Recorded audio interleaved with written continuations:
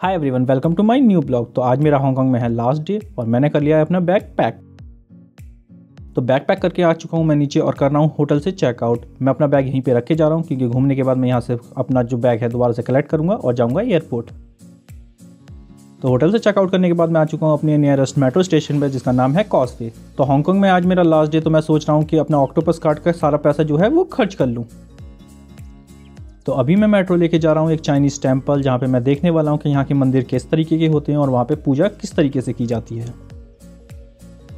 तो हांगकांग में भी मंदिर के बाहर वही सीन है जैसे कि इंडिया में होता है। जैसे हमारे यहाँ पे सामान बेचते हैं लोग मंदिर के बाहर, यहाँ पर भी मुझे अगरबत्तियाँ बेची जा रही थी तो मैंने अगरबत्तियाँ खरीद ली। तो अब मैं आ चुका हूँ यहाँ पे मंदिर पे जिसका नाम है वोंग टाई शिन। मैं इसकी स्पेलिंग लिख दूंगा क्योंकि हो सकता है मेरी प्रोनाउंसिएशन काफ़ी ख़राब हो इसके बारे में। तो मंदिर के गेट पे ही मुझे मिले यहाँ पर 2 ड्रैगन। तो आपको मैं बता दूँ कि चाइनीज़ जो हिस्ट्री है और कल्चर है इसके अंदर ड्रैगन का काफ़ी ज़्यादा महत्व है। जैसे हम शेर को और गाय को महत्व देते हैं, वैसे ये लोग ड्रैगन को काफ़ी ज़्यादा महत्व देते हैं। मैं आपको बता नहीं सकता ये टेंपल कितना ज़्यादा खूबसूरत लग रहा है। और यहाँ पे जो मैंने एक चीज़ नोटिस करी कि यहाँ पर जो है ना मंदिर पे ऊपर चढ़ने के लिए एलिवेटर है, जबकि सीढ़ियाँ बहुत ज़्यादा नहीं है, कोई भी आराम से चढ़ सकता है। लेकिन उसके बाद भी ये लोग इतने एडवांस है कि उन्होंने यहाँ पर एलिवेटर लगा दिया है।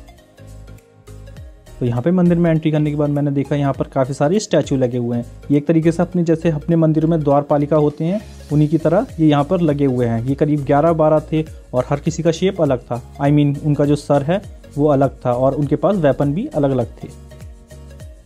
तो जो सामने आप देख रहे हो ये है मंदिर का मेन गेट, जहाँ से होने वाली है एंट्री, और उसके ठीक सेंटर में है मंदिर की मूर्तियाँ। तो मंदिर में एंट्री लेने से पहले हमें अगरबत्तियों को जलाना पड़ता है क्योंकि अंदर कोई बंदोबस्त नहीं है। तो मैंने यहाँ पर बाहर ही एक जगह पे ज्योति जल रही थी, वहाँ से अपनी अगरबत्तियों को जलाया और लेके जाने वाला हूँ मैं मेन मंदिर में अंदर।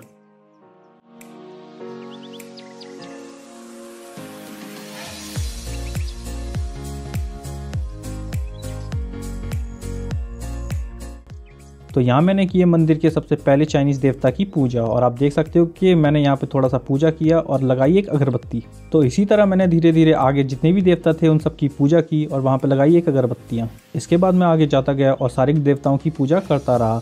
और आप देख सकते हैं कि यहाँ पर जो मंदिर है वो काफ़ी वेल मेंटेन है। इन लोगों ने अच्छे से मूर्तियाँ साफ़ कर रखी हैं और काफ़ी लोगों को एकदम से बिल्कुल पास में जाने नहीं देते। दूर से ही आप पूजा कर सकते हो, बिल्कुल अंदर जाके आप मूर्तियों को छू नहीं सकते। तो एक तरीके से मैं मान सकता हूँ कि ये बहुत अच्छे से वेल मेंटेन मंदिर है। तो इस समय जो आप देख रहे हो ये यहाँ का है मेन मंदिर और यहीं पे होती है सबसे ज़्यादा पूजा क्योंकि यहाँ पर ये इनके मेन गॉड। तो आप देख सकते हो कि काफ़ी पहले ही इन लोगों ने रोक दिया है और हमें केवल अगरबत्ती लगा सकते हैं, अंदर जाने की इजाज़त नहीं है। लेकिन आप देख सकते हो कि यहाँ पर भीड़ काफ़ी ज़्यादा है और काफ़ी ज़्यादा लोग आकर यहाँ पर अगरबत्तियाँ लगा रहे हैं। तो यहाँ आप देख सकते हैं इस मंदिर का पूरा 360 व्यू।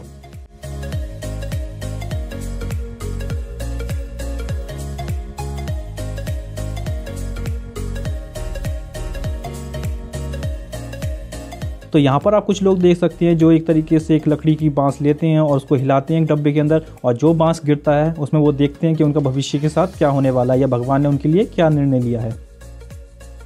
तो अब मैं आ चुका हूँ मेन मंदिर से बाहर और आप यहाँ देख सकते हो कि यहाँ पर इन लोगों ने रास्ते बना रखे हैं ताकि आप उसी रास्ते पर जाएँ जहाँ पर जाने की ज़रूरत है, कहीं इधर उधर भटक ना जाएँ। आगे चल के मुझे एक और देवता का मंदिर मिला, लेकिन आप देख सकते हैं यहाँ पर भी दूरी काफ़ी अच्छी है। तो मैंने यहाँ पर लिए कुछ फ़ोटोज़। अगर मैं अपना एक्सपीरियंस बताऊं तो बचपन से ही मैं चाइनीज़ मूवीज़ और उनके कल्चर के प्रति काफ़ी ज़्यादा प्रभावित रहा हूं क्योंकि मैं बचपन में ही शाओलिन टेम्पल की काफ़ी ज़्यादा मूवी देखता था जो कि एक तरीके से कुंफू बेस होती है, मतलब मार्शल आर्ट या कराटे भी बोल दो आप उसको। तो मैं पहले से ही इन चीज़ों के बारे में जानता था।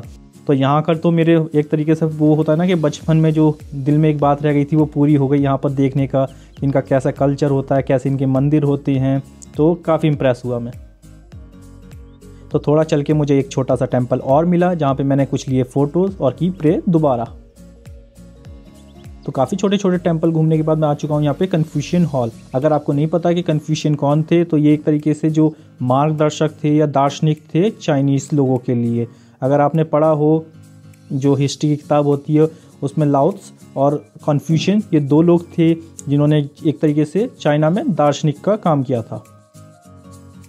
तो इन्हीं सब मंदिर के पीछे है एक गार्डन जहाँ पर मैं नहीं गया, मैंने बस थोड़ा सा जाके देखा, लेकिन उसमें थोड़ा सा क्लाइंबिंग थी तो मैंने सोचा कि चलो रहने देते हैं इसको आज के लिए। तो अब टाइम हो चुका था मंदिर से जाने का, और यहाँ पर जाते जाते मुझे मिले ये कुछ तरीके से स्टैचू जो कि काफ़ी क्यूट लग रहे थे। तो एक के हाथ में थे लकड़ी के वो बांस, तो मैंने उसमें से खींचने की कोशिश करी, मुझे लगा कि ये निकल जाएगा और मैं उसमें अपना थोड़ा सा भविष्य देख लूँगा, पर था वो एक तरीके से उसके साथ ही अटैच, तो मैं उसको निकाल नहीं पाया, तो थोड़ी सी हो गई बेइज्जती। और आप देख सकते हो कि अब मैं जा रहा हूँ बाहर और लेता हूँ मैं यहाँ से एग्जिट। तो मंदिर विजिट करने के बाद मैं अब जा रहा हूँ स्काई 100 ऑब्जर्वेशन डेस्क में। तो आपको मैं बता दूँ ये करीब 400 मीटर ऊंची एक बिल्डिंग है जहाँ से आप ऊपर से पूरा का पूरा हांगकांग देख सकते हैं। फाइनली मैं पहुंच चुका हूँ स्काई 100 पर। तो यहाँ पर क्या होता है, सबसे पहले आपको लेना पड़ता है टिकट। तो टिकट के लिए यहाँ पर काउंटर भी है, या आप हो सकता है तो क्लूक ऐप के थ्रू भी ले सकते हैं। तो मैंने जो प्रेफर किया था, मैंने क्लूक ऐप से बुक किया था, क्योंकि उसमें क्या होता है आपको कुछ क्रेडिट मिलते हैं जो आप अपनी नेक्स्ट बुकिंग में यूज़ कर सकते हैं। भले ही आप क्लूक ऐप के थ्रू अपना टिकट बुक करें, पर यहाँ पर आपको एक तरीके से फिजिकल टिकट लेना पड़ता है। और आप देख सकते हैं कि मैंने एक फिजिकल टिकट ले लिया है जिसको लेके मैं जाने वाला हूँ आगे। तो यहाँ पर स्टाफ ने चेक किया मेरा टिकट और अलाउ की मेरी एंट्री। तो मैं हूँ यहाँ पर काफ़ी ज़्यादा एक्साइटेड, क्योंकि ये है 100 फ्लोर। तो आप सोच सकते हो कि 100 फ्लोर की बिल्डिंग पे जाना थोड़ा सा डर भी लगता है। और अगर मैं ऊंचाई के बारे में बात करूँ तो ये अराउंड 400 मीटर ऊंची बिल्डिंग है, तो काफ़ी अच्छा एक्सपीरियंस रहने वाला है। तो यहाँ पर हम वेट कर रहे हैं एलिवेटर का, जिसमें हम जाने वाले हैं 100वीं मंजिल पर। तो फाइनली मैं पहुँच चुका हूँ 100वीं फ्लोर पर। अगर मैं एग्जैक्टली आपको इसकी ऊंचाई के बारे में बात बताऊँ तो ये है 393 मीटर। वाह, अब मैं फाइनली पहुंच चुका हूं ऊपर 100वीं फ्लोर पर, और आप देख सकते हो यहाँ पर कितने अच्छी तरीके से व्यू दिख रहे हैं। तो यहाँ आप देख सकते हो कि मैं ले रहा हूँ एक तरीके से सेल्फी वीडियो और दिखा रहा हूँ पीछे का व्यू। तो आप खुद ही देखो कितना बढ़िया व्यू है, और 100वीं फ्लोर पे होने के बाद इतना अच्छा मुझे दिख रहा है, मुझे एक्सप्रेस नहीं कर सकता। आप देखो कितनी ऊँची बिल्डिंग्स हैं, प्लस ये एक तरीके से जो यहाँ पर सी है वो कितना अच्छे से दिख रहा है। मतलब पानी के बीच में जो एक कॉर्नर पे रहती है ना बिल्डिंग्स, वो तो बहुत ही अच्छी लग रही हैं। तो यहाँ पर एक फ़ोटो भी लगा रखी होती है हर व्यू की तरफ, ताकि आप उसमें बिल्डिंग को आइडेंटिफाई कर सकें, जिसमें लिखा होता है कि कौन सी बिल्डिंग क्या है। तो यहाँ पे मुझे दिखा एक फ़ोटो बूथ जो कि एक हार्ट शेप में बना हुआ था। मैंने यहाँ पे लिए कुछ फ़ोटोज़। तो अब मैं आ चुका हूँ स्काई 100 की दूसरी साइड पर, और आप यहाँ पे देख सकते हो कि यहाँ का भी व्यू काफ़ी अच्छा है। और मुझे जो सबसे अच्छी चीज़ यहाँ पर लगी, तो आप नीचे जाके देखोगे तो ना एक तरीके से ग्रीनरी प्लस रोड्स और एक तरीके से रिवर, ये सारी चीज़ों का कॉम्बिनेशन दिखता है, जो कि अगर बहुत ही ज़्यादा ब्यूटीफुल है। मतलब देखने में आप खुद ही देखो कितना ज़्यादा अच्छा लग रहा है। व्हीकल चल रहे हैं, रोड्स बनी हुई हैं, और उसके साइड में ही पानी जाता हुआ। तो मुझे तो ये वाला जो सीन था वो काफ़ी अमेजिंग लगा। तो स्काई 100 के ही टॉप फ्लोर पर है रेस्टोरेंट और एक सोवेनियर शॉप, और आप बोल सकते हो कि एक और शॉप है जहाँ पे मोस्टली बुकलेट्स मिलती हैं। तो आप देख सकते हो कि अगर आपको यहाँ पर कुछ चीज़ पसंद आती है, जैसे कि मान लीजिए आपको सोवेनियर्स लेना है, तो वो आप यहाँ से ले सकते हैं। या अगर आपको लंच करना है या भूख लग रही है तो आप रेस्टोरेंट में भी बैठ सकते हैं। तो मोस्टली लोग यहाँ पर आते हैं वो रेस्टोरेंट में आते हैं, और ये एक तरीके से ना व्यू इन्जॉय करते हुए अपना लंच, ब्रेकफास्ट या कुछ भी करते हैं। तो वो एक तरीके से एक अच्छी एक्टिविटी हो सकती है अगर आप यहाँ पर आओ तो यहाँ पर मैंने लिए स्काई 100 के कुछ और फोटोज़ जो कि आप देख सकते हैं, और मैं थोड़ा सा यहाँ पर घूमा, और अब मेरा टाइम हो चुका था यहाँ से वापस जाने का। तो स्काई 100 से बाहर आने के बाद मुझे मिला है स्टैंडर्ड चार्टर्ड बैंक का एक तरीके से ऑफिस। तो मैं यहाँ पर एक चीज़ बता दूँ आपको, मुझे जो थोड़ी सी अजीब लगी कि अगर आप हांगकांग के जो नोट्स हैं ना, जो करेंसी वाले नोट हैं, अगर आप उसमें देखो ना तो उसमें जो वो जो छापते हैं ना, वो बैंक्स छापती हैं। जैसे स्टैंडर्ड चार्टर्ड है, वो एक बैंक है जो छापती है नोट्स, और इसी तरीके से दूसरी बैंक हैं। तो अब मैं वापस आ चुका हूँ अपने होटल, और मैंने यहाँ पे किया अपना बैग कलेक्ट और निकल गया हूँ मैं एयरपोर्ट के लिए।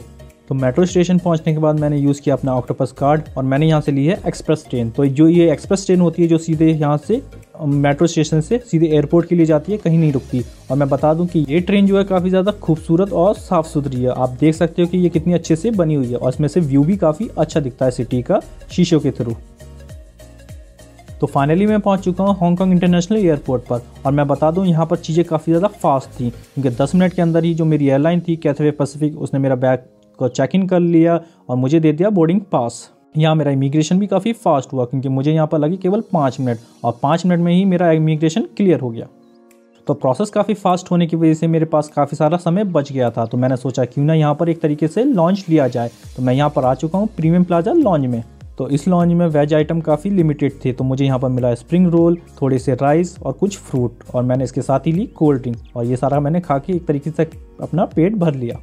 तो अब मैं लॉन्च से बाहर आ चुका हूँ। जो इस लॉन्च की मुझे सबसे अच्छी बात रही थी वो था इंटरनेट, क्योंकि हम जैसे ही एंटर किए थे तो हमें एक तरीके से यूज़र नेम और पासवर्ड दे दिया गया था, जिससे कनेक्ट होकर मैंने काफ़ी ज़्यादा फास्ट इंटरनेट का लुत्फ़ उठाया। तो फाइनली हमारी बोर्डिंग स्टार्ट हो चुकी है और बोर्डिंग करने के बाद मैं आ चुका हूँ प्लेन के अंदर। तो मैं अपनी सीट पे आके बैठ चुका हूँ और कुछ ही देर में हमारी फ़्लाइट जो है उड़ने वाली है।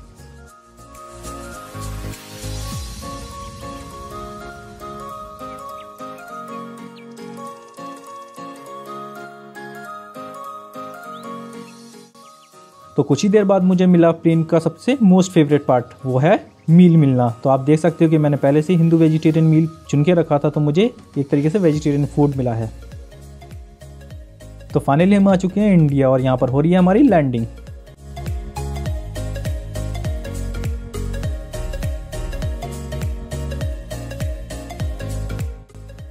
तो इंडिया में हमारा इमिग्रेशन होने के बाद में मैं पहुंचा ड्यूटी फ्री, जहाँ से खरीदी मैंने कुछ लीकर और किया अपना बैग कलेक्ट। तो फाइनली हमने बुक की कैब अपने रूम पर जाने के लिए। तो घर पे आने के बाद सबसे पहले मैंने की अपने सोवेनियर्स की अनबॉक्सिंग, जो कि आप देख सकते हो। मैं आपको बता सकता हूँ कि करीब मैंने 30 से 35 हज़ार की जो सोवेनियर्स हैं वो शॉप की है, जिसमें काफ़ी सारी चीज़ें, की चैन है, मैग्नेट्स हैं और बहुत सारी चीज़ें मैंने यहाँ पे ख़रीदी थी। हांगकांग में मैंने बहुत कम ख़रीदा था, लेकिन सिंगापुर में तो बहुत ही ज़्यादा हद कर दी थी मैंने। तो मेरे हांगकांग का एक्सपीरियंस काफ़ी ऑसम था और मैं बोलूँगा कि एक तरीके से मस्ट विजिट प्लेस है। तो अगर आप लो बजट पर हो, क्या अगर आपका केवल 50-60 हज़ार बजट है ट्रैवलिंग का, तो आप हांगकांग को अच्छे से कंसीडर कर सकते हो, क्योंकि ये एक अच्छी डेस्टिनेशन है। तो इस जर्नी में मेरे साथ बने रहने के लिए थैंक यू सो मच। मिलता हूँ आपसे एक नेक्स्ट ब्लॉग में एक नई डेस्टिनेशन के साथ।